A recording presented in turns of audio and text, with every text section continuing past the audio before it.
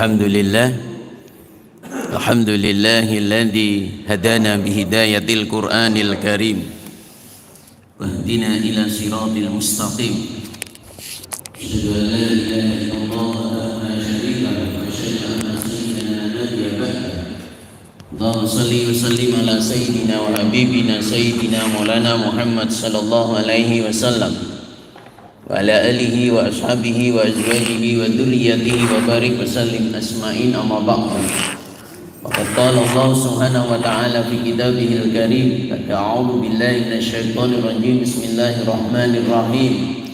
Alam tara kaifa fa'ala rabbuka bi ashabil fil alam yaj'al kaidahum fi tadlil wa arsala 'alaihim tayran ababil.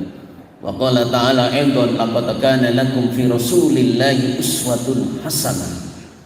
Qala an-nabiy sallallahu alaihi wasallam, man ahya sunnati faqad ahabbani wa man ahabbani kana ma'i fil jannati. Shadaqallahul azim wa sadaqa rasuluhul karim wa nahnu ala dzalika minasyahidin walhamdulillahi rabbil alamin.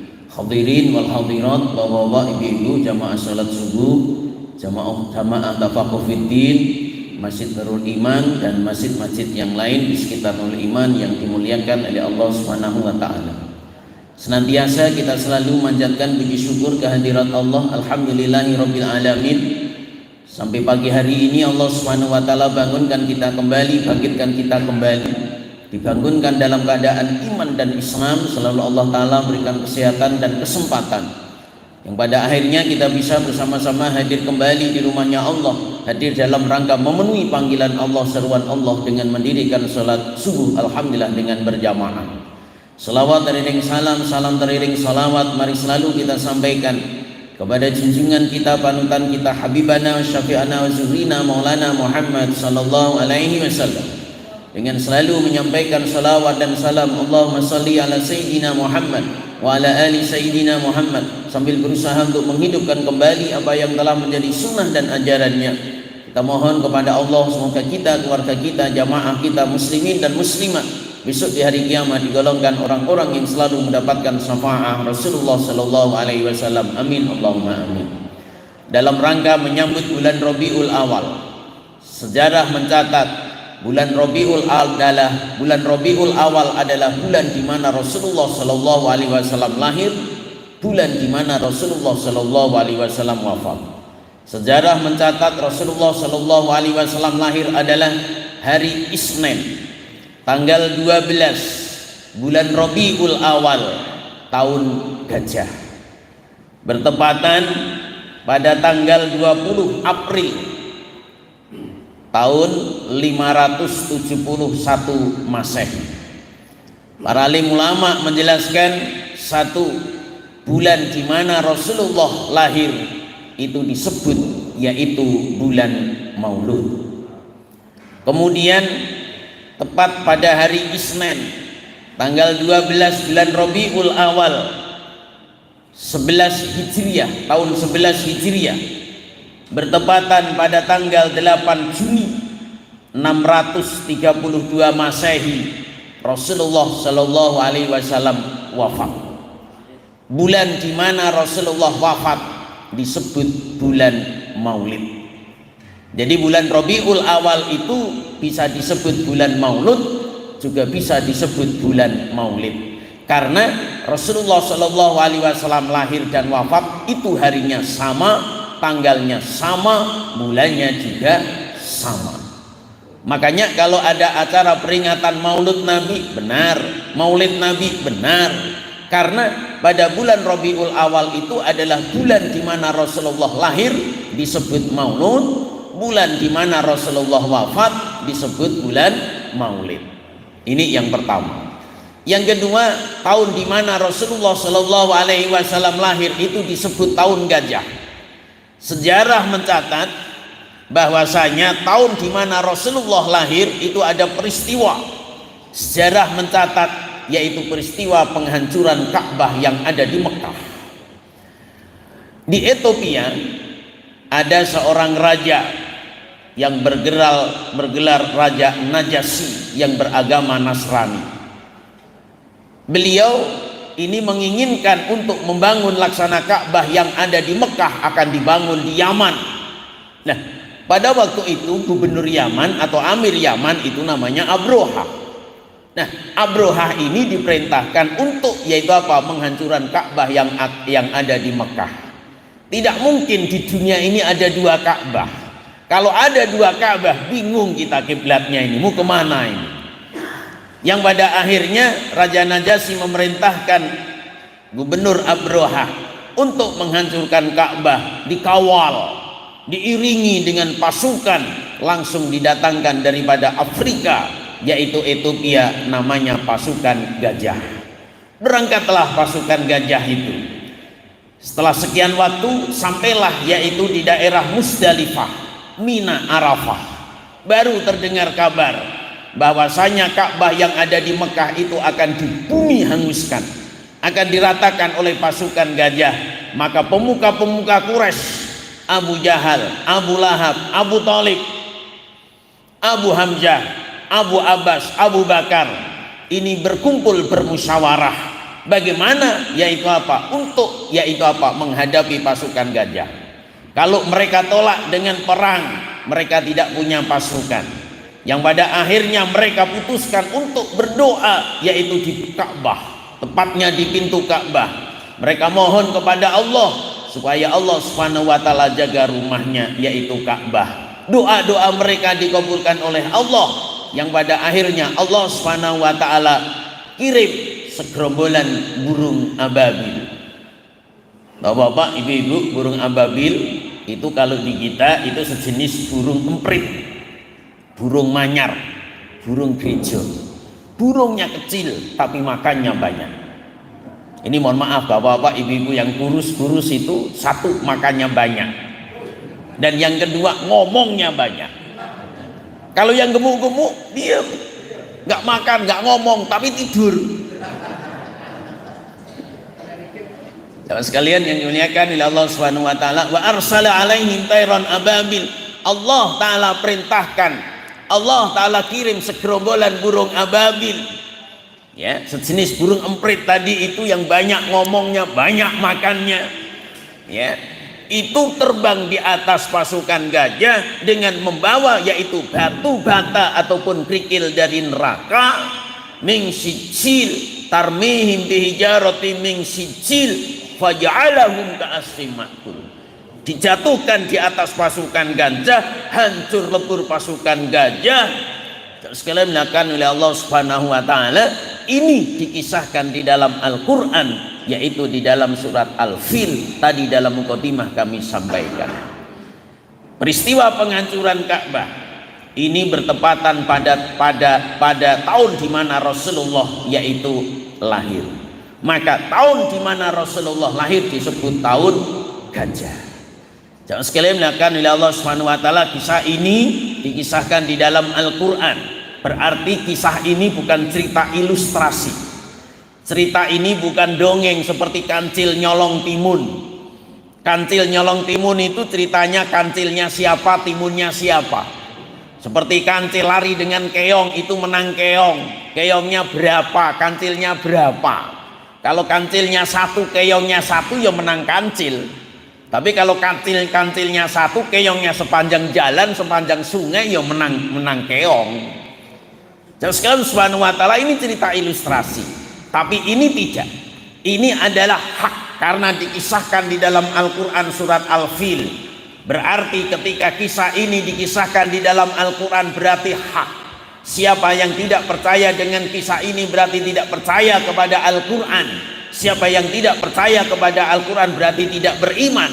Siapa yang tidak beriman berarti hukumnya kafir. Siapa yang kafir berarti neraka tempatnya. Jamaah sekalian yang dimuliakan oleh Allah Subhanahu wa taala, ini yang kedua. Yang ketiga, tahun di mana Rasulullah lahir itu disebut tahun gajah. Islam tidak mengenal tahun hewan. Islam tidak mengenal tahun hewan ini, hewan itu, tidak. Islam hanya mengenal tahun gajah. Islam hanya mengenal tahun gajah. Sekali lagi bapak-bapak, Islam tidak mengenal tahun hewan, Islam hanya mengenal tahun gajah.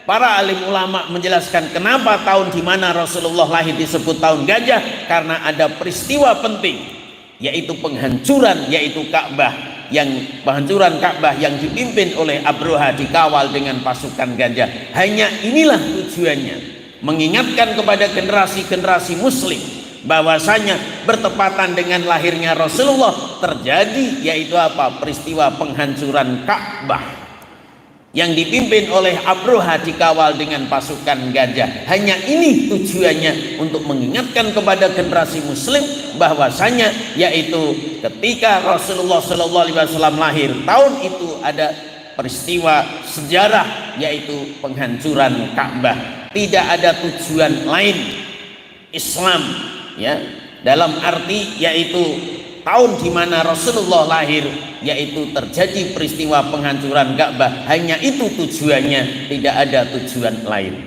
Hadirin wal hadirat, Bapak, Ibu-ibu jamaah Tafaqquh Fiddin yang dimuliakan oleh Allah Subhanahu wa taala. Dalam rangka menyambut bulan Rabiul Awal, bulan di mana Rasulullah lahir disebut bulan Maulid, bulan di mana Rasulullah wafat disebut bulan Maulid. Mari, sebagaimana para alim ulama menjelaskan, mari ketika kita menyambut bulan Rabiul Awal, bulan Maulud dan bulan Maulid, mari kita tingkatkan mahabbah kita kepada Nabi. Mari kita tingkatkan cinta kita kepada Nabi. Para alim ulama menjelaskan bahwasanya bukti cinta kita kepada Nabi, sebagaimana orang Arab mengatakan, man ahabba imro'an kathura dzikruhu, barang siapa yang mencintai seseorang maka dia akan selalu menyebutnya. Kalau kita mencintai Rasulullah berarti selalu menyebut nama Rasulullah. Bagaimana caranya? Yaitu menyebut nama Rasulullah. Allah Subhanahu wa taala berfirman di dalam Al-Qur'an, innallaha wa malaikatahu yusalluna 'alan nabi ya ayyuhalladzina amanu sallu 'alaihi wa sallimu taslima. Sesungguhnya para malaikat Allah membacakan salawat dan salam kepada Nabi. Wahai orang-orang yang beriman, sampaikanlah salawat dan salam kepadanya Nabi. Bukti cinta kita kepada Nabi, bukti mahabbah kita kepada Nabi, yang pertama adalah selalu menyebut nama Nabi dengan membacakan salawat dan salam. Sedikit-sedikitnya membacakan salawat dan salam adalah Allahumma salli ala Muhammad wa ala ali Muhammad, Allahumma salli ala Sayyidina Muhammad wa ala ali Sayyidina Muhammad. Enggak pakai Sayyidina boleh, pakai Sayyidina bagus, ya enggak boleh enggak baca salawat. Sedikit-sedikitnya membaca salawat dan salam adalah Allahumma salli ala Muhammad wa ala ali Muhammad, Allahumma salli ala Sayyidina Muhammad wa ala ali Sayyidina Muhammad. Para alim ulama menjelaskan, membaca salawat dan salam dengan menambah Sayyidina itu adalah bentuk takdim wal ihtiram kita, memuliakan, mengagungkan Rasulullah sallallahu alaihi wasallam. Sedikit-sedikitnya membacakan salawat dan salam adalah Allahumma salli ala Muhammad wa ala ali Muhammad, Allahumma salli ala Sayyidina Muhammad wa ala ali Sayyidina Muhammad. Utama membacakan salawat dan salam adalah di dalam tahiyat akhir yang dinamakan salawat Ibrahimiyah. Asyhadu an la ilaha illallah wa asyhadu anna Muhammadar Rasulullah. Allahumma salli ala Sayyidina Muhammad wa ala ali Sayyidina Muhammad kama shallaita ala Sayyidina Ibrahim wa ala ali Sayyidina Ibrahim fil alamina innaka Hamidum Majid. Itu adalah seutama-utamanya, afdalnya membacakan salawat dan salam, yaitu salawat dan salam Ibrahimiyah yang dibaca di dalam tahiyat akhir. Terus sekalian dimuliakan oleh Allah Subhanahu wa taala, Rasulullah sallallahu alaihi wasallam bersabda, barang siapa yang membacakan salawat dan salam kepadaku 1 kali, Allah taala akan bacakan salawat dan salam kepadanya 10 kali. Barang siapa yang membacakan salawat dan salam kepadaku 10 kali, Allah taala akan bacakan salawat dan salam kepadanya 100 kali. Begitu kelipatannya. Barang siapa yang pada malam Jumat ini memperbanyak membacakan salawat dan salam, wajib baginya syafaatku, wajib baginya yaitu pertolonganku. Allah Subhanahu wa taala membacakan salawat dan salam, maksudnya adalah Allah Subhanahu wa taala memberikan ampunan, Allah Subhanahu wa taala memberikan rahmah, Allah Subhanahu wa taala memberikan petunjuk dan hidayah. Hadirin wal hadirat, Bapak Ibu jamaah Tafaqquh Fiddin yang dimuliakan oleh Allah Subhanahu wa taala. Salawat dan salam itu banyak. Salawat, bacaan salawat itu banyak. Ada salawat munjiyah, salawat nariyah, salawat nuril anwar, salawat badar, salawat tibul qulub, salawat al-berjanji, nafar, burdah, dan lain sebagainya. Para habaib menorehkan tintanya, saking cintanya kepada Rasulullah Sallallahu Alaihi Wasallam, yaitu dengan menuliskan syair dan sajak di dalam kitab al-berjanji, kitab nasar, dan kitab burdah. Itu semuanya membuktikan cintanya kepada Rasulullah Sallallahu Alaihi Wasallam. Ini yang pertama. Dalam rangka menyambut bulan Rabiul Awal, bulan di mana Rasulullah lahir, disebut bulan Maulud. Bulan di mana Rasulullah wafat disebut bulan Maulid. Mari yang pertama kita tingkatkan mahabbah kita kepada Nabi, cinta kita kepada Nabi dengan memperbanyak membacakan salawat dan salam. Yang kedua, qul in kuntum tuhibbunallah fattabi'uni yuhibbukumullah wa yaghfir lakum dunubakum wallahu ghafurur rahim. Bukti cinta kita kepada Nabi, bukti cinta kita kepada Rasul yang kedua adalah mengikuti sunnah-sunnahnya. Fattabi'uni, mengikuti sunnah-sunnahnya.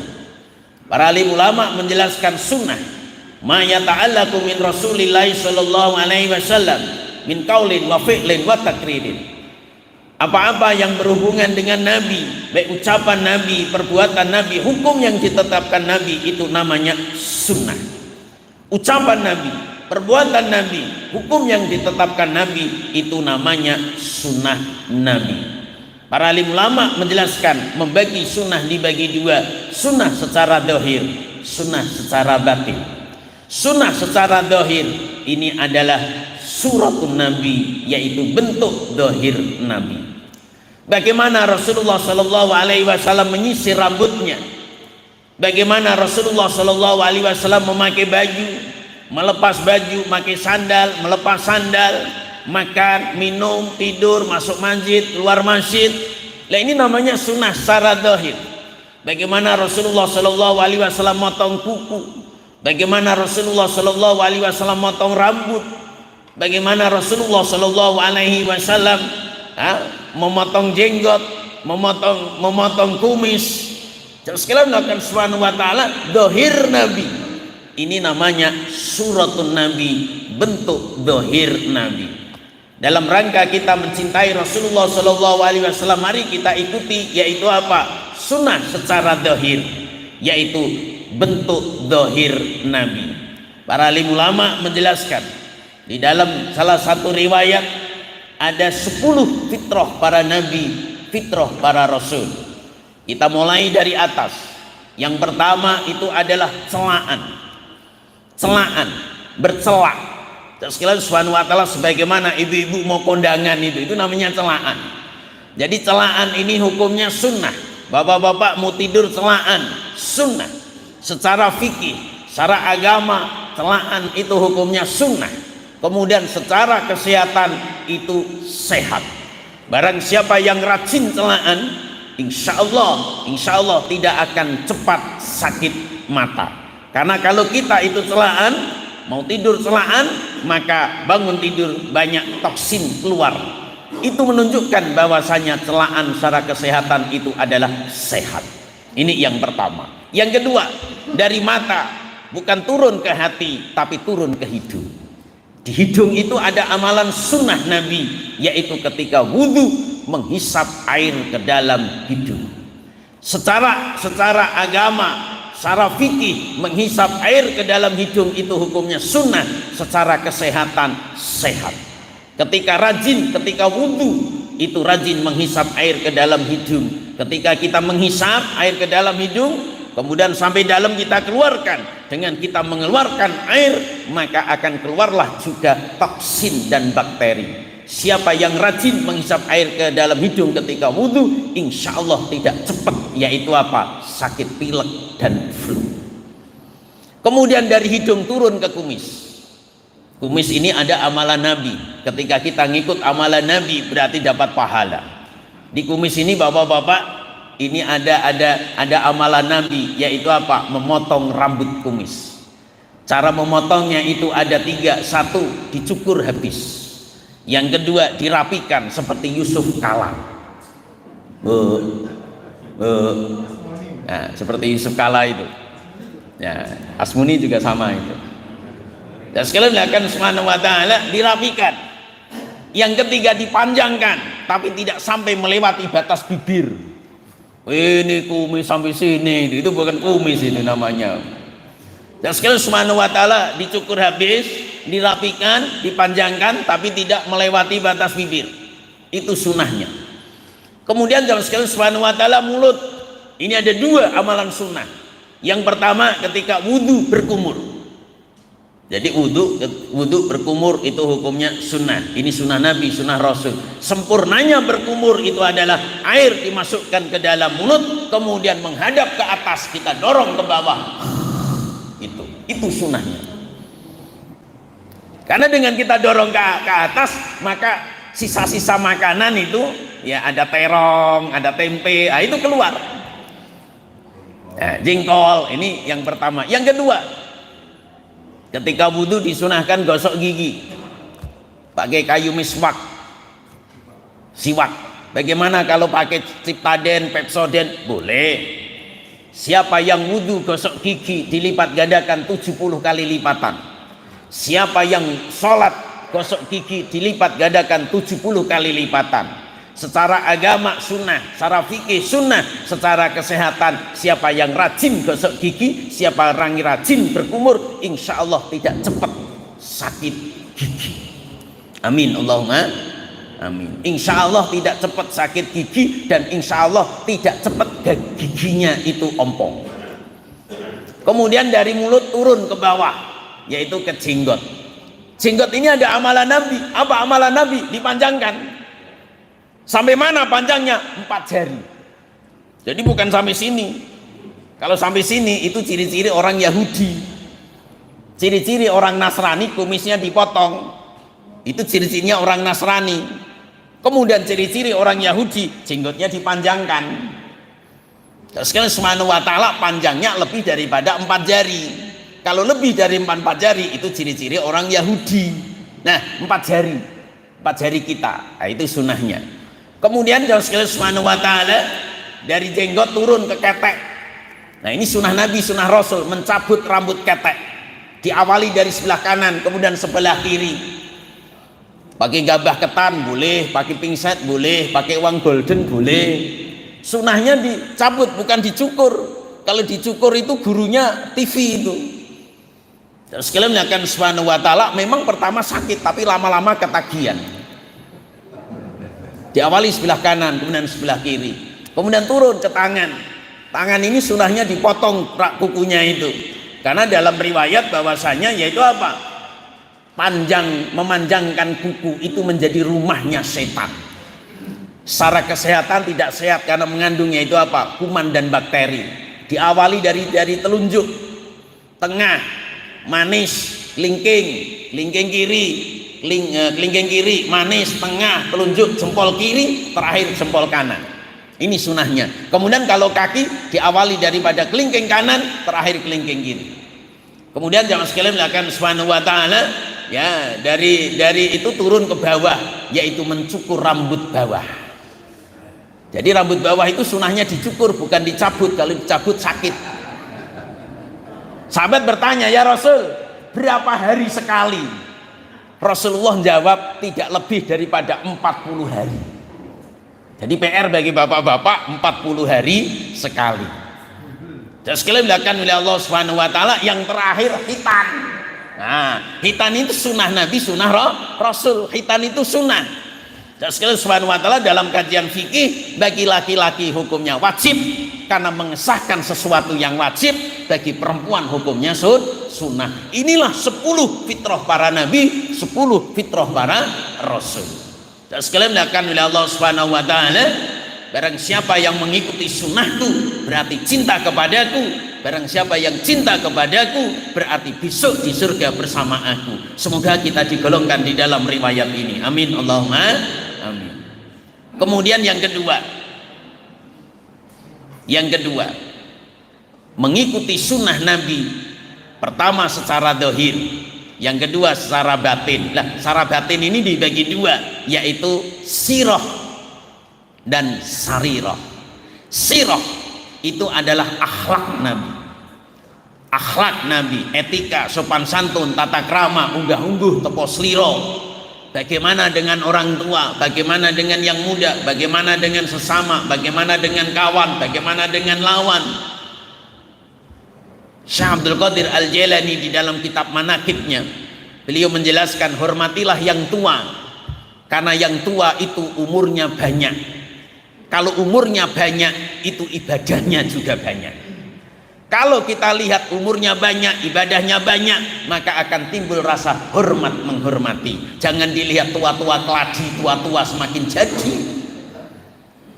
Lihatlah orang yang lebih muda, umurnya sedikit, maksiatnya sedikit, sedangkan kita umurnya sekian, maksiatnya banyak, yang pada akhirnya akan timbul rasa kasih dan sayang. Muhammadur Rasulullah walladzina ma'ahum asyidda'u 'alal kuffari rahama'u bainahum. Bagaimana Rasulullah dengan sesama kaum muslimin dan muslimat? Bagaimana Rasulullah Shallallahu Alaihi Wasallam dengan musuh, dengan lawan, dengan kawan? Ini namanya akhlak. Innama bu'istu liutammima makarimal akhlak. Sungguhnya aku diutus untuk, yaitu apa? Menyempurnakan akhlak. Karena pada zaman itu disebut akhlak jahiliyah. Kenapa? Karena tidak tahu siapa Tuhannya. La ya'rif rabbahu. Tidak mengerti, tidak tahu siapa Tuhannya, maka disebut yaitu apa? Jahiliyah. Kemudian pada zaman itu siapa yang menang, siapa yang kuat, dia akan berkuasa. Itulah zaman jahiliyah. Dan sekalian dilakukan subhanahu wa ta'ala. Jadi dalam rangka kita mengikuti sunnah Nabi, yang kedua yaitu apa? Mengikuti akhlak Nabi, siratun Nabi. Kemudian yang ketiga, sariratun Nabi, fikir Nabi. Dan sekalian subhanahu wa ta'ala jarang sekali orang-orang yaitu apa? Merisaukan sebagaimana risau Nabi. Di dalam riwayat Imam Ali, risau Nabi ada 4. Yang pertama adalah ummati, ummati, ummati. Rasulullah selalu memikirkan yaitu apa? Umatnya. Bagaimana setelah aku mati nanti, masihkah umatku masih berpegang teguh kepada sunnah? Masihkah umatku berpegang teguh kepada agama, atau malah sebaliknya? Ini fikir Nabi. Sebagaimana Nabi Yakub alaihissalam kumpulkan anak cucunya, bertanya, ma ta'buduna min ba'di? Nah, kalau aku mati kamu mau nyembah siapa? Ini fikir Nabi, yaitu memikirkan umatnya. Yang kedua, as-shalah, as-shalah, as-shalah. Rasulullah memikirkan yaitu apa? Salat. Bagaimana umatku nanti setelah aku mati nanti, masihkah mendirikan sholat atau malah sebaliknya? Sholat pertama sekali perintah yang diturunkan, sholat pertama sekali perintah yang akan dihisab. Ketika sholatnya baik, maka amalan yang lain dianggap baik. Ketika sholatnya rusak, maka amalan yang lain dianggap rusak oleh Allah. Dan sholat pertama sekali akan diabaikan oleh umat, akan ditinggalkan oleh umat. Sekalian yang dimuliakan oleh Allah Subhanahu wa ta'ala, para alim ulama menjelaskan sholat itu wajib. Berarti belajar ilmu sholat juga wajib, mengerjakan sholat juga wajib, mengajak orang untuk sholat pun juga wajib. Puasa itu wajib, mengerjakan puasa juga wajib, belajar ilmu puasa juga wajib, ngajak orang berpuasa juga wajib. Jamaah sekalian yang dimuliakan oleh Allah Subhanahu wa ta'ala, ini pikir Nabi, risau Nabi. Yang kedua yaitu merisaukan tentang sholat. Dan yang ketiga, an-nisa, wanita dan wanita. Rasulullah Shallallahu Alaihi Wasallam ini mempunyai atensi khusus pikir Nabi, risau Nabi, yaitu apa? Perempuan dan perempuan. Karena Rasulullah tahu Bani Israel, umat-umat terdahulu dihancurkan oleh Allah itu gara-gara wanita.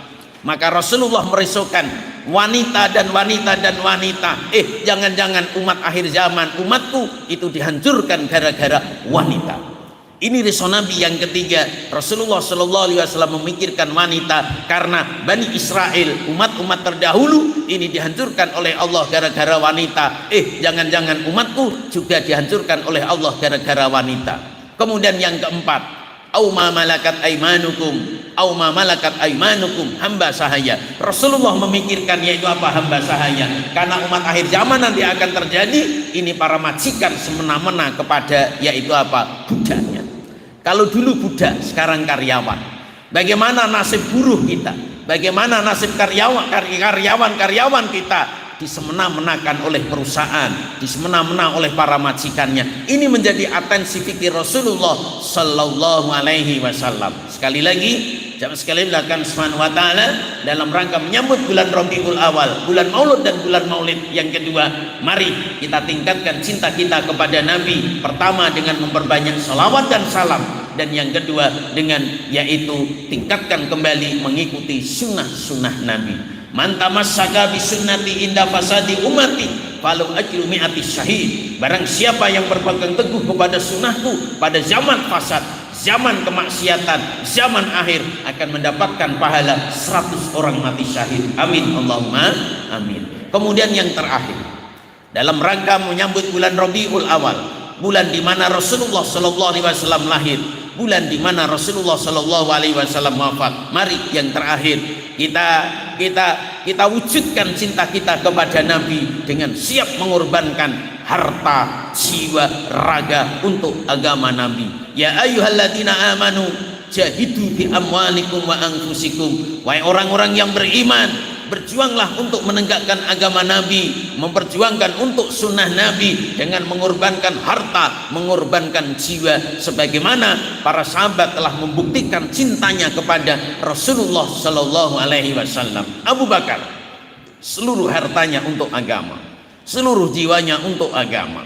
Umar separuh hartanya, Utsman sepertiga, Ali seperempat, kita 2,5%. Jemaah sekalian yang dimuliakan oleh Allah Subhanahu wa taala, dalam kajian fikih Islam bahwasanya ya umat akhir zaman punya kewajiban, hak dan kewajiban untuk yaitu apa? Memperjuangkan agama Nabi, memperjuangkan agama Rasul dengan mengorbankan harta, yaitu apa? 2,5%. Mari kita pahamkan bahwasanya Allah Subhanahu wa taala berikan rezeki kepada kita. Ini bukan milik kita semua, tapi ada sebagian, yaitu apa? Rezeki untuk mereka fakir, miskin, yatim piatu, orang duafa. Jadi sekalian melakukan Subhanahu wa taala, Allah taala berikan rezeki mereka itu lewat kita. Jadi jamaah sekalian melakukan Subhanahu wa taala, mereka mungkin punya kelemahan. Allah taala berikan rezeki mereka itu lewat kita, dan Allah taala berikan rezeki kepada kita itu ada sebagian untuk mereka. Jamaah sekalian yang dimuliakan oleh Allah Subhanahu wa taala, barang siapa yang menginfakkan hartanya di jalan Allah, barang siapa yang menginfakkan hartanya di jalan agama Allah, Allah Subhanahu wa taala minimal akan lipat gandakan 10 kali lipatan. Man jaa bil hasanati falau asru amsalihha. Barang siapa yang berbuat kebajikan, Allah taala akan lipat gandakan 10 kali lipatan, itu minimal. Dan yang kedua, mathalul ladzina yunfikuna fi sabilillahi kamathali habbah. Barang siapa orang-orang yang menginfakkan hartanya di jalan Allah, Allah taala akan lipat gandakan, yaitu 700 kali. Diibaratkan satu biji padi disemai akan tumbuh menjadi 7 tangkai. Setiap satu tangkai ini akan berbuah, yaitu 100 biji. 1 kali 7 kali 100 menjadi 700. Allah taala akan lipat gandakan, yaitu 700 kali. Kemudian yang ketiga, wallahu yudhaifu liman yasha. Allah Subhanahu wa taala akan lipat gandakan. Terserah Allah, kembali kepada keikhlasannya. Jamaah sekalian yang dimuliakan oleh Allah Subhanahu wa taala, yang ketiga membuktikan cinta kita kepada Nabi, mahabbah kita kepada Nabi. Yang ketiga adalah siap untuk mengorbankan jiwanya, raganya untuk agama Nabi, sebagaimana para sahabat Nabi. Para sahabat Nabi telah mengorbankan, yaitu apa? Hartanya, jiwanya, raganya untuk agama Nabi, yang pada akhirnya mereka mendapat ridho Allah, radhiyallahu anhum wa radu anhu. Allah taala ridho dan mereka juga diridhai oleh Allah. Hadirin wal hadirat, Bapak-bapak, ibu-ibu, jamaah tafaqquh fiddin yang dimuliakan oleh Allah Subhanahu wa taala. Ini yang pertama. Yang kedua, dalam rangka kita menyambut bulan Rabiul Awal, bulan di mana Rasulullah lahir, bulan di mana Rasulullah wafat. Mari Rasulullah sallallahu alaihi wasallam kita jadikan uswatun hasanah. Laqad kana lakum fi Rasulillahi uswatun hasanah. Sungguh ada pada diri kalian Rasulullah itu sebagai contoh yang baik. Mari bapak-bapak, ya, kita mencontoh Rasulullah sallallahu alaihi wasallam dalam segi hal. Rasulullah sallallahu alaihi wasallam ya seorang pegawai. Mari kita mencontoh Rasulullah sallallahu alaihi wasallam. Rasulullah sallallahu alaihi wasallam seorang pedagang. Mari yang kita profesi sebagai pedagang mencontoh Rasulullah sallallahu alaihi wasallam. Rasulullah Shallallahu Alaihi Wasallam seorang pemimpin. Mari kita mencontoh Rasulullah Shallallahu Alaihi Wasallam yang profesinya yaitu apa? Sebagai pemimpin. Karena Allah Subhanahu Wa Taala berfirman, sungguh ada pada diri Nabi itu adalah contoh yang baik. Siapa yang kepingin mendapat ridha Allah, siapa yang kepingin mendapat syafaat Rasulullah, siapa yang kepingin diakui oleh umat Rasulullah, mari kita contoh Rasulullah Sallallahu Alaihi Wasallam. Dan yang terakhir, mari dalam rangka kita menyambut bulan Rabiul Awal, bulan di mana Rasulullah lahir, bulan di mana Rasulullah wafat, mari kita memperbanyak sedekah. Mari kita memperbanyak, yaitu apa? Bersedekah. Dalam salah satu riwayat, sekalian Subhanahu wa taala, Rasulullah Shallallahu Alaihi Wasallam sampaikan bahwasanya rahmat Allah tidak akan diturunkan. Rahmat Allah tidak akan diturunkan. Ini jamaah sekalian Subhanahu wa taala karena yaitu apa? Orang-orang tidak mau bersedekah. Seandainya Allah taala tidak menyayangi hewan dan tumbuhan, maka Allah Subhanahu wa taala tidak akan turunkan hujan. Allah Subhanahu wa taala tidak menyayangi manusia. Allah Subhanahu wa taala lebih menyayangi hewan dan tumbuhan. Kenapa Allah taala tidak menyayangi manusia? Karena manusianya tidak membayar, yaitu zakat, infak dan sedekah. Jangan-jangan Allah Subhanahu wa taala tidak turunkan rahmat, di antaranya adalah hujan, karena manusianya yaitu apa? Enggan untuk bersedekah. Dan sekalian Subhanahu wa taala, mari dalam rangka kita menyambut bulan Rabiul Awal, bulan di mana Rasulullah lahir dan wafat, mari kita yang memperbanyak yaitu apa? Bersedekah. Bersedekah dan bersedekah. Dengan bersedekah ini menolak bala, dengan bersedekah ini akan mematikan murkanya Allah. Kemudian yang kedua, mari kita berpuasa. Sebagaimana Rasulullah, sumtu yauma wulidtu, aku berpuasa pada hari kelahiranku. Dan sekali Subhanahu wa taala, sebagian ulama ini menganjurkan bahwasanya tanggal 12 Rabiul Awal Rasulullah itu berpuasa. Rasulullah itu berpuasa yaitu pas di mana hari lahirnya. Sebagian ulama menjelaskan itu dianjurkan untuk puasa weton. Apa puasa weton itu? Puasa weton itu puasa di mana hari lahir. Puasa hari lahir. Setahun sekali weton itu, bukan pasaran Jawa. Jamaah sekalian yang dimuliakan oleh Allah Subhanahu wa taala, jadi yang kedua dianjurkan yaitu apa? Tanggal 12 Rabiul Awal yaitu berpuasa sebagaimana Rasulullah Shallallahu Alaihi Wasallam. Dalam kajian fikih, puasa ini bukan puasa muakkad ya, hanya puasa sunnah saja yang tidak ada keperluan yang sangat. Silahkan Bapak-bapak berpuasa mengikuti Rasulullah Shallallahu Alaihi Wasallam. Dan yang terakhir, mari kita tingkatkan yaitu apa? Amal ibadah kita. Mari ya sekalian Subhanahu wa taala, dalam rangka menyambut bulan Rabiul Awal, bulan di mana Rasulullah lahir, bulan di mana Rasulullah wafat, mari kita setar kembali yaitu apa? Untuk meningkatkan, mengencangkan amal ibadah kita. Mari kita tingkatkan sholat kita, baca Quran kita, zikir kita, ya, tahajud kita. Ya sekalian melakukan Subhanahu wa taala, mari kita tingkatkan hablum minallah dan hablum minannas. Mari kita tingkatkan hubungan kita dengan Allah. Dan tidak ketinggalan juga yaitu kita tingkatkan hubungan baik sesama manusia, hablum minallah dan hablum minannas. Jangan sampai baik kepada Allah tapi tidak baik kepada manusia. Juga sebaliknya, baik kepada manusia tapi tidak baik kepada Allah. Baik kepada Allah itu adalah meningkatkan amal ibadah. Baik kepada manusia itu adalah menjaga etika, sopan santun, tata krama, menunaikan hak dan kewajiban sesama muslim. Jamaah sekalian dimuliakan Subhanahu wa taala, yang terakhir sekali lagi dalam rangka kita menyambut bulan Rabiul Awal, memperingati kembali bulan Rabiul Awal, bulan di mana Rasulullah lahir, bulan di mana Rasulullah wafat, kita mohon kepada Allah semoga apa-apa yang kita sampaikan Allah Subhanahu wa taala berikan kekuatan untuk mengamalkan dan menyampaikan. Semoga kita digolongkan umat Rasulullah Shallallahu Alaihi Wasallam. Besok di hari kiamat kita digolongkan orang-orang yang mendapat syafaat Rasulullah Shallallahu Alaihi Wasallam. Amin Allahumma amin. Baik, jamaah sekalian melakukan Subhanahu wa taala, materi ini yang dapat disampaikan. Sekali lagi sambil menunggu waktu Isra, masih ada waktu beberapa menit. Jamaah sekalian melakukan Subhanahu wa taala, sebagaimana biasa pengajian kita mungkin ada yang mau ditambah, ada yang mau disampaikan yang masih berkenaan dengan tadi.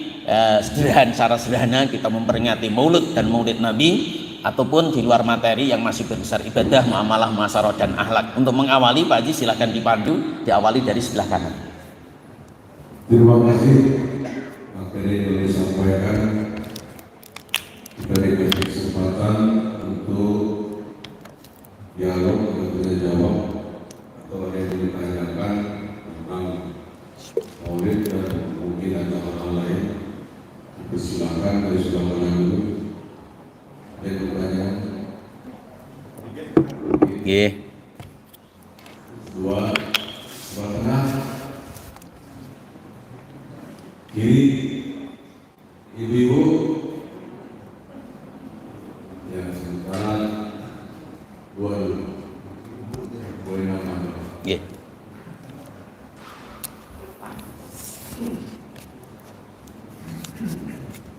Assalamualaikum warahmatullahi wabarakatuh. Waalaikumsalam.